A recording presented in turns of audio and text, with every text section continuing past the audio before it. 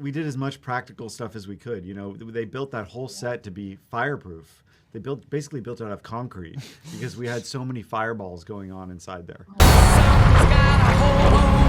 Opening scene here features a mind-boggling amount of chaos and also loads of impressive stunts. Is it true that you set a world record here, or is that an internet rumor? Yeah, well, the stunt team believes we did. They sent it to Guinness for Guinness official approval. It takes them a while for Guinness to still pending. vet everything, but right. but we're pretty confident that Yvette's going to get her due. Okay, so Bloodlines has a pending entry in Guinness Book of World Yes, Records. That's that's pretty a good way to badass. say it. Yeah, That's right. the official standing Yeah. of it right now. The really amazing thing is, when the stunt team presented Yvette Ferguson as the potential person to do this huge full body burn, and she came to us, she was so excited because she said, everyone else in my family's been on fire except for me. This is so exciting, and I never thought I'd get the chance. Stunt people are a different species. They love doing dangerous stuff. Yvette's a hero now. What a legend. That's so cool. Yeah, absolutely. We did as much practical stuff as we could. They built that whole set to be fireproof. They basically built it out of concrete because we had so many fireballs going on inside there. Oh my God. As if the scene wasn't anxiety inducing enough. All right. Incredible work. And congratulations to Yvette on her upcoming accolades, Right. Yeah. This is one of Tony Todd's last roles, and considering that it kind of gives his monologue an even deeper meaning, it kind of serves as this really beautiful goodbye. Can you talk about working with him and also the evolution of that monologue? Yeah, I think we knew when we were working on the film that he was ill, so a lot of the concepts of how to integrate him in the movie were with that consideration. Knowing that this would potentially be his last film, we knew at the very least it would likely be his last Final Destination movie. And he kept telling us, do not write me out of this movie. I have to do this movie. Yeah. Oh, man.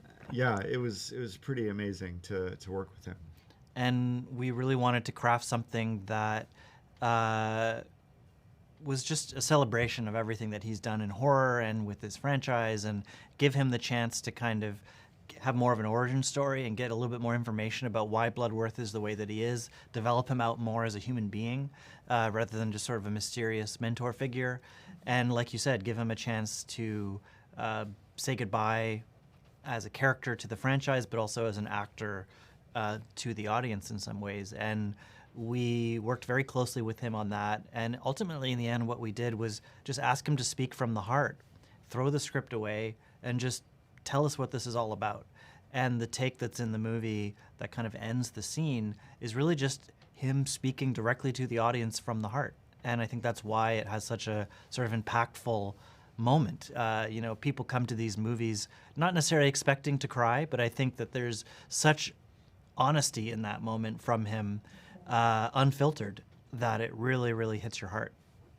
As a huge fan of Final Destination franchise and also a huge fan, obviously, of Tony, this felt like a gift to the fans. So thank you, and I'm glad that this is forever preserved on film. We're We very get to have this grateful to always. him. Yeah. Incredible. Switching it up a bit, I saw in the news recently that Trump announced he wants to abolish the penny. Do you think he saw an early screening of this film? Did you have something to do with that? Yeah, he brought us to Mar-a-Lago and was very concerned about, the safety of the population. Yeah, I think his HHS secretary is also trying to ban MRIs now. Who knows? But, pennies play a big part of this movie, and I think everyone will never look at them the same way again.